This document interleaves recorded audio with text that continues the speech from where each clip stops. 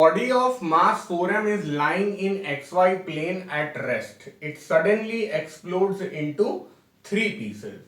Two pieces each of mass m and m are moving perpendicular to each other with equal speeds v. The total kinetic energy generated due to the explosion. ऐसा सवाल हम लोग कई बार देख चुके हैं।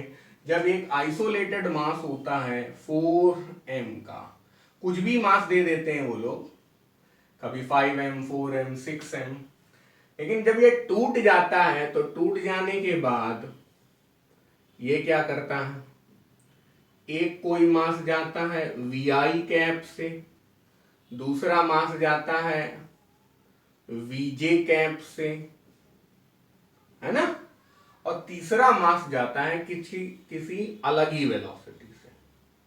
ये मास m था, ये भी मास m था, ये मास 2m होगा क्योंकि टोटल 4m करना है हमें। अब इसकी वेलोसिटी कुछ अलग ही रैंडम टाइप होगी, इसको v1 मान लेते हैं। ठीक है, अब आपसे पूछा गया है the total kinetic energy generated due to explosion. तो भाई यहाँ पे एक्सप्लोजन हुआ है तो जो अपने बॉम्ब की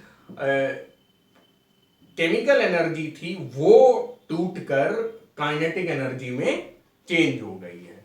तो अब ऐसी सिचुएशन में हम लोग पहले इनिशियल मोमेंटम और फाइनल मोमेंटम से ये वाली वेलोसिटी निकालने की कोशिश करेंगे।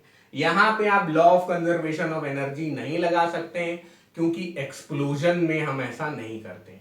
हमें नहीं पता है कि उसमें कितनी केमिकल एनर्जी थी, तो केमिकल एनर्जी को हम काइनेटिक और पोटेंशियल में इक्वेट कर पाए ऐसा बहुत मुश्किल है, इम्पॉसिबल है विद दिस गिवन डेटा, क्योंकि इसमें उतनी बातें पता ही नहीं हमें।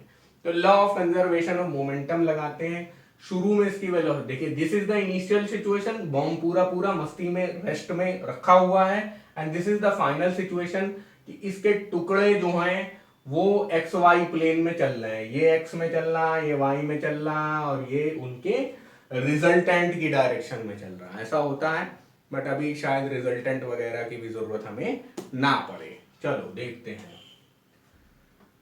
सो इनिशियली मोमेंटम जीरो था क्योंकि वेलोसिटी ही जीरो थी। अब इस वाले पार्टिकल का मोमेंटम देखिए एम वी आई कैप, इस वाले पार्टिकल का देखिए एम वी जे कैप, इस वाले का देखिए 2m वेक्टर v1। ठीक है, m कॉमन लेके उड़ा सकते थे आप। तो अब आप एक तरीके से यहां पे पहुंच गए minus V I cap V J cap, ये दोनों नेगेटिव में हो जाएंगे, और ये हो गया 2v1 वेक्टर। तो यहां से v1 वेक्टर की अब शक्ल हमें दिखने लगी, 2 नीचे ले जा सकते थे आप, माइनस v/2 कॉमन ले लीजिए, आई कैप प्लस जे कैप।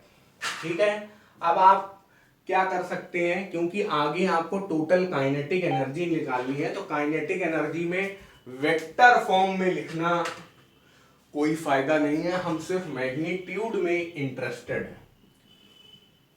तो मॉड ऑफ v1 हम लोग निकाल लेते हैं, अंडर रूट v/2 का होल स्क्वायर प्लस v/2 का होल स्क्वायर। ऐसे ही तो करेंगे यार, ये आई कैप के साथ वाला, ये जे कैप के मर्जी है, माइनस भी लगा दो, लगाने से कोई फायदा नहीं है।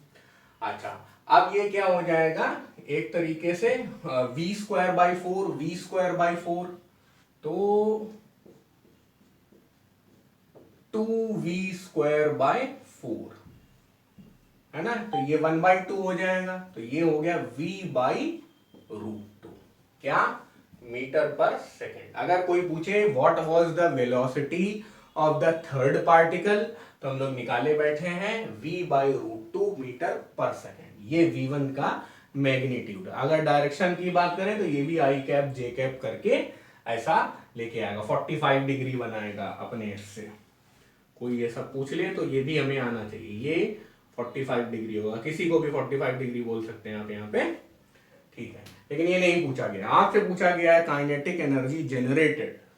तो काइनेटिक एनर्जी किन की वजह से होगी, ये तो इनिशियल में तो कोई काइनेटिक एनर्जी नहीं, इनिशियल में तो केमिकल एनर्जी है, now that chemical energy was change into kinetic energy. किसकी किसकी काइनेटिक एनर्जी? इसकी प्लस इसकी प्लस इसकी. Kinetic energy final is equal to half M V square plus half M V square plus half 2m. है ना भाई, इसका मास 2m है. v1 स्क्वायर, ये वाला v1. बस अब आप क्या कर सकते हैं, m/2 m/2 कॉमन ले लो. चलो बाद में देखेंगे. m/2 कॉमन ले लिया, v स्क्वायर यहाँ पे आ गया, v स्क्वायर यहाँ पे आ गया. m/2 कॉमन ले चुके हैं तो एक 2 तो बचेगा, ये m और ये 2 बाहर आ गया. v1 स्क्वायर, इसका स्क्वायर करोगे क्या आ जाएगा, v स्क्वायर डिवाइडेड बाई √2 का स्क्वायर आ जाएगा 2. ये भी कट गया. तो v square plus v square plus v square कितना हो गया, 3v स्क्वायर. तो आंसर आपका क्या आ गया, 3/2 mv स्क्वायर. ठीक है ना, यहाँ पे 3 आ गया, 3/2 हो गया. ये हो गया आपका काइनेटिक एनर्जी फाइनल. जूल वूल वगैरह में जो भी लिख लो. और यहाँ पे मीटर पर सेकंड भी लिखना जरूरी नहीं था, वो कुछ भी यूनिट हो सकती थी.